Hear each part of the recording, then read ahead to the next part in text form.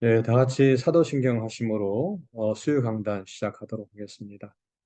전능하사 천지를 만드신 하나님 아버지를 내가 믿사오며 그 외아들 우리 주 예수 그리스도를 믿사오니 이는 성령으로 잉태하사 동정녀 마리아에게 나시고 본디오 빌라도에게 고난을 받으사 십자가에 못 박혀 죽으시고 장사한 지 사흘 만에 죽은 자 가운데서 다시 살아나시며 하늘에 오르사 전능하신 하나님 우편에 앉아 계시다가 저리로서 산자와 죽은 자를 심판하러 오시리라. 성령을 믿사오며 거룩한 공예와 성도가 서로 교통하는 것과 죄를 사하여 주시는 것과 몸이 다시 사는 것과 영원히 사는 것을 믿사옵나이다. 아멘. 예, 찬송가 374장 나의 믿음 약할 때 함께 부르도록 하겠습니다.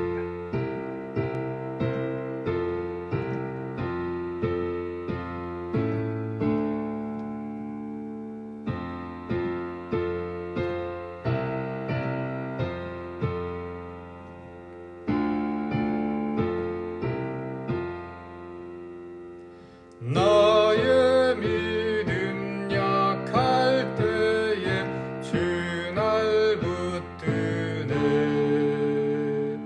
마귀 나를 깨일 때에 주 날 붙드네. 나를 붙드네.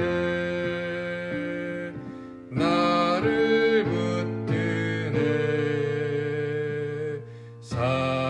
사랑하는 나의 주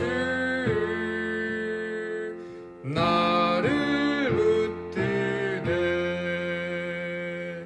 우리 구주 아니면 서지 못하네.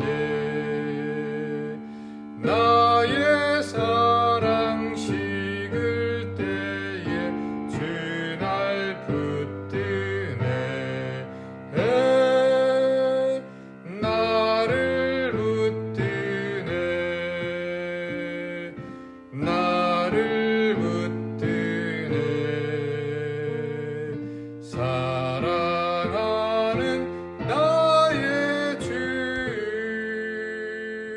나를 붙드네. 나를 귀히 보시고 항상 붙드네. 구원 얻은 사랑을 항상 붙드네. 나를 붙드네. 나를 붙드네. 사랑하는 나의 주 나를 붙드네. 멸망길로 나갈 때에 주 날 붙드네. 피를 흘려 샀으니 주 날 붙드네. 나를 붙드네. 나를 붙드네. 사랑하는 나의 주 나를 붙드네. 아멘. 네, 우리 이 시간 함께 기도하는 시간 좀 갖도록 하겠습니다. 크게 네 가지 기도 제목이 있는데 우리 교회가 복음을 증거하는 건강한 교회로 세워줄 수 있도록 해달라고 기도해 주시고 또 선교지에서 사역하는 선교사님들 그 가정과 사역을 보호해 달라고 기도해 주시고 또 질병으로 고생하는 지체들이 있습니다. 회복과 치유의 은혜를 부어달라고 기도해 주시고 또 이번에 담임 목사님 종교비자 승인이 났다고 합니다. 끝까지 마지막 그 절차까지 잘 진행이 될 수 있도록 기도해 달라고 이 시간 함께 좀 기도하는 시간 갖도록 하겠습니다. 그리고 마지막으로 제가 전하는 이 말씀을 통해서 또 하나님의 또 은혜와 또 깨달음이 있게 달라고 이것을 위해서 함께 좀 기도하는 시간 갖도록 하겠습니다. 함께 기도하겠습니다. 참 좋으신 하나님 아버지, 또 크신 은혜와 사랑 감사합니다. 오늘도 우리에게 또 수요강단을 허락하여 주시고 또 하나님 말씀 앞에 설 수 있도록 은혜 허락해 주심을 감사합니다. 참으로 복된 시간이 되게 도와주시고 또 이 시간을 통해서 또 하나님의 음성을 들을 수 있도록 인도하여 주시옵소서. 하나님, 또 저희 교회가 복음을 증거하는 정말 건강한 교회로 세워줄 수 있도록 은총을 베풀어 주옵시고, 또 선교지에서 살아가는 선교사님들 그 가정과 사역 가운데 하나님 아버지의 큰 은혜와 긍휼이 함께해 주옵시고, 끝까지 그 선교사역 잘 감당하는 귀한 선교사님들에게 은혜를 베풀어 주시옵소서. 절병으로 고생하는 지체들이 있습니다. 하나님, 저들의 삶을 주님께서 붙들어 주옵시고 빠른 회복과 치유가 있을 수 있도록 주님께서 은혜를 내리워 주시옵소서. 또 이번에 담임 목사님 종교비자 생일이 나게 해주심을 감사합니다. 하나님 바라옵기는 그 모든 절차 끝까지 절차 가운데 함께해 주옵시고 정말 목사님 이곳에 속히 오셔서 또 안정적으로 목회 잘 감당할 수 있도록 주님께서 은총을 베풀어 주시옵소서. 하나님 시작하는 시간입니다. 마치는 시간까지 주님께서 함께 하시길 원하옵고 사랑 많으신 예수님 이름으로 간절히 기도합니다. 아멘.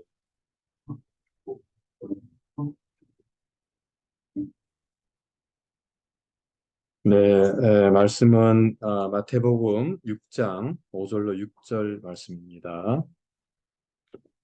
제가 봉독하겠습니다. 또 너희는 기도할 때에 외식하는 자와 같이 하지 말라. 그들은 사람에게 보이려고 회당과 큰 거리 어귀에 서서 기도하기를 좋아하느니라. 내가 진실로 너에게 이르노니 그들은 자기 상을 이미 받았느니라. 너는 기도할 때에 내 골방에 들어가 문을 닫고 은밀한 중에 계신 내 아버지께 기도하라. 은밀한 중에 보시는 내 아버지께서 갚으시리라. 아멘.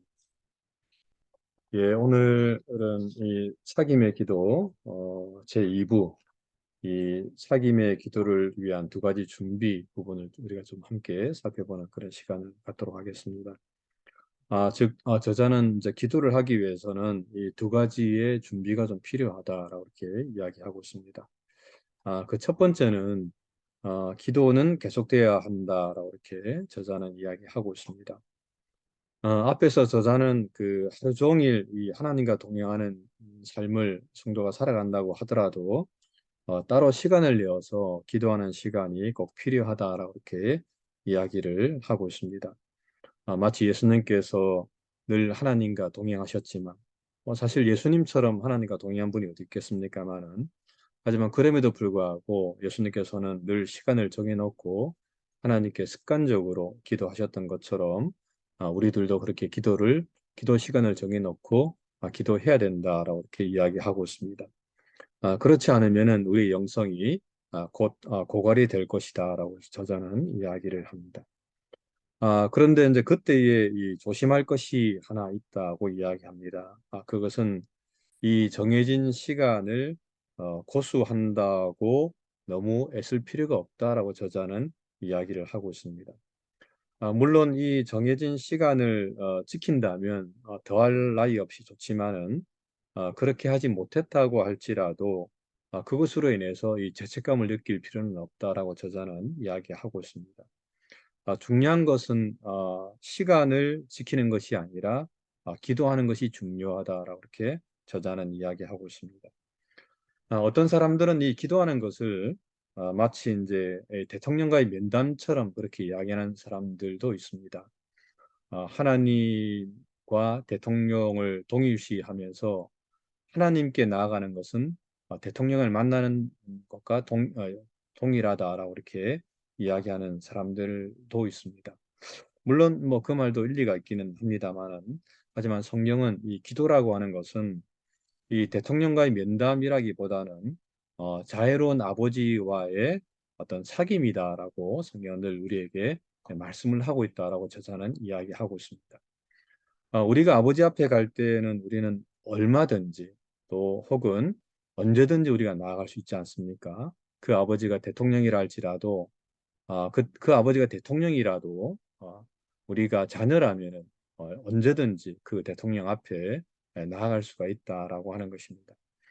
그러므로 저자는 그 시간을 어겼다고 이 죄책감을 가질 필요가 없다라고 이야기하면서 도리어 그 날을 이 기도 없는 날로 만드는 것이 더 큰 잘못이다라고 이렇게 저자는 이야기를 하고 있습니다. 자, 그러면서 이 저자는 이 하루 중에 들을 수 있는 이 네 가지의 기도 시간을 좀 제시를 하고 있는데 그 첫 번째는 하루를 시작하는 기도다라고 이렇게 이야기하고 있습니다. 하루를 시작하는 기도에 있어서 중요한 시간은 뭐 새벽 기도다라고 우리가 이야기할 수가 있는데 사실 이 새벽 기도라고 하는 이 전통은 시편에서도 확인할 수가 있고 또 예수님의 습관이기도 하다고 성경은 우리에게 말씀을 하고 있습니다. 예수님께서는 동트기 전에 일찍 일어나셔서 새벽에 기도를 하셨습니다. 그 예수님께서 사라지셨을 때에 제자들이 예수님께서 어디 가셨을까라고 이렇게 찾아 헤맸을 때에 예수님께서는 한적한 곳에 가셔서 하나님 아버지와 함께 그렇게 사귐의 기도를 하신 것을 우리가 성경을 통해서 볼 수가 있습니다. 그리고 이 새벽 기도는 우리 조상들이, 우리 신앙의 선배들이 오랫동안 지켜온 이 기도의 전통이기도 한 것을 우리는 너무나 잘 알고 있습니다. 참 이런 면에서 이 하루를 시작하는 기도, 즉 새벽에 하나님께 나아가 기도하는 것은 굉장히 좋은 하나의 습관이라고 이야기할 수가 있습니다. 하지만 오늘날 이 산업화가 이루어지고 또한 밤늦게까지 일하는 사람들이 많아지면서 많은 사람들이 이 새벽 기도에 참석을 하지 못하고 있는 것을 우리가 볼 수가 있습니다. 그래서 저자는 이 새벽 기도에 참석할 수 없는 그런 사람들은 들을 위해서 아침 기도회를 제안을 하고 있는 것을 좀 보게 됩니다. 예를 들면은 뭐 8시 반까지 출근을 해야 된다면 집에서는 8시 정도 이제 나가야 되기 때문에 그렇게 하기 위해서는 7시 반부터는 씻고 식사를 해야 된다고 하는 거죠. 그런 경우라면은 한 6시 반 정도 일어나서 약 30분 정도의 기도 시간을 가질 수가 있다라고 하는 것입니다. 그런 시간을 가지기 위해서는 우선 좀 정신을 맑게 하기 위해서 차를 한 잔 마실 수도 있고 또 밖에 나가서 잠시 동안 이 맨손 체조도 하고 난 다음에 그런 다음에 이 기도를 시작할 수가 있다라고 저자는 이야기를 하고 있습니다. 뭐 저희 같은 경우에는 저와 아내는 아침에 일어나면은 물론 뭐 새벽에 일어날 때도 있습니다만은 또 어쩔 때는 또 약간 늦은 아침에 일어날 때도 있습니다. 뭐 그럼에도 불구하고 저희는 거실에 나가서 함께 핸드폰으로 이 새벽기도 음악을 틀어놓고 뭐 어쩔 때는 한 시간 정도 또 짧게는 한 30분 정도 함께 기도 시간을 거의 매일마다 갖고 있습니다. 참 이런 면에서 이 저자는 이 새벽 기도를 못했다 할지라도 이 아침 기도라도 하는 것이 하나님께 바람직한 것이다라고 이렇게 이야기를 하고 있는 것입니다. 두 번째는 낮 기도를 주장하고 있습니다. 이 낮 기도는 일상생활 중에서도 기도하는 시간을 갖는 것을 말하는데 저자는 단 5분이라도 좋다고 이야기합니다. 침묵 기도에서 5분은 매우 긴 시간이다라고 이렇게 이야기하면서 이 잠깐 동안의 기도는 일에 몰두하느라 잊어버렸던 하나님을 다시 찾는 좋은 습관이다라고 이렇게 이야기하고 있습니다. 물론 뭐 일을 하고 있는 도중에는 우리가 기도할 수 없습니다만은 하지만 점심시간이라든지 또는 뭐 티타임 때 잠깐 동안 묵상하면서 하나님께 기도하는 이 시간을 가지는 것이 중요하다라고 저자는 이야기를 하고 있는 것입니다. 세 번째는 하루를 마무리하는 기도다라고 이야기합니다. 하루를 기도로 시작하는 것도 중요하지만은 하지만 하루를 기도로 마무리하는 것도 중요하다라고 이렇게 이야기하고 있습니다. 마무리 기도는 잠자기 전에 이 적당한 시간을 정해서 혼자 기도에 몰입하는 것을 말합니다. 하루 동안에 자신이 한 행동을 좀 되돌아보고 하나님과 얼마나 밀도 있게 교제하며 행동했는지 한번 평가를 해보는 것입니다. 부족했던 점에 대해서는 반성을 하고 또 잘한 점에 대해서는 하나님께 감사 기도를 드리는 것입니다. 또 그날 하루 동안에 만났던 사람들을 생각하면서 그 사람들의 이름을 부르면서 중보 기도를 드리는 시간을 갖는 것이다라고 하는 것입니다. 그것이 바로 이 하루를 마무리하는 기도다라고 저자는 이야기하고 있습니다. 그런데 이런 이제 마무리 기도를 하기 위해서는 사실 좀 우리가 많은 것을 좀 버려야 된다고 저자는 이야기합니다. 예를 들면 늦게까지 TV 보는 습관을 좀 버려야 되고요. 많은 사람들이 그렇게 하지 않습니까? 늦게까지 잠이 안 오면은 TV를 좀 많이 오랫동안 좀 보고 있는데 그런 습관을 좀 버려야 되고 또 늦게까지 먹고 마시는 습관도 좀 버려야 된다라고 이야기하고 있습니다. 또한 할 수만 있으면은 좀 일찍 퇴근하는 습관을 들여야 된다라고 이렇게 이야기를 하고 있습니다. 그럴 때에 이 하루를 마무리하는 이 기도를 하나님께 드릴 수가 있다라고 저자는 이야기하고 있습니다. 네 번째로 가족이 함께 드리는 기도, 즉 이 가정 예배를 좀 주장을 하고 있습니다. 사실 이 가정 예배라고 하는 것은 이 세상의 이 악한 세력의 공격으로부터 가정을 보호해주는 중요한 신앙의 산물이라고 이야기를 할 수가 있습니다. 우리는 이 가정 예배를 통해서 어린 자녀들에게 신앙을 전수해 줄 수가 있습니다. 또한 이 가정 예배를 통해서 어린 자녀들은 기도하는 법을 배우게 되고 또 예배 드리는 법도 배울 수가 있습니다. 또한 이 부모의 사랑을 통해서 이 하나님의 사랑이 무엇인가를 간접적으로 경험을 할 수도 있다라고 하는 것입니다. 하지만은 오늘날처럼 이렇게 바쁜 세상에서 이 가정 예배를 드리는 것은 사실은 결코 쉬운 일은 아닙니다. 뭐 가족이 다 함께 모이는 것도 어려운 시대에 가정 예배를 드린다. 참 이것은 결코 쉬운 것은 아닙니다. 그럴 경우에 이 저자는 이제 저녁 식사를 위해서 함께 만약에 모였다면은 우리가 가정 예배는 드리지 못한다 할지라도 함께 이 식기도를 통해서 함께 이 기도를 공유할 수 있다라고 이렇게 주장을 하고 있습니다. 비록 짧은 시간이지만은 이 기도로서 시작하는 저녁 이 식기도를 통해서 작은 성찬이 되고 또 우리의 육신과 영혼의 생명을 공급해 줄 수가 있다라고 이렇게 이야기하는 것을 볼 수가 있습니다. 하여튼 어떻게 하든지 간에 어떤 모양이라든지 간에 하나님께 기도하는 그 시간을 정해놓고 함께 기도해야 된다라고 이렇게 저자는 이야기하는 것을 볼 수가 있습니다. 두 번째로 저자는 마음만 먹으면 천하가 기도실이다라고 이렇게 주장을 합니다. 즉, 이 사귐의 기도를 위한 두 번째 준비는 기도실을 준비해야 된다라고 저자는 이야기하고 있습니다. 물론 저자는 하나님은 어디에나 계신 분이다라고 이렇게 이야기합니다. 요한복음 4장에 보게 되면 이 사마리아 여인이 예수님께 그런 질문을 하게 됩니다. 하나님께 예배를 드리기 위해서 우리가 어디로 가야 됩니까? 정말 이스라엘 백성들이 말하는 예루살렘 성전으로 가야 됩니까? 아니면은 뭐 사마리아 사람들이 말하는 그리심 산으로 가야 됩니까? 라고 질문했을 때에 그때 예수님께서는 이렇게 대답을 합니다. 예루살렘 성전이나 그리심 산으로 돌아다닐 필요가 없다.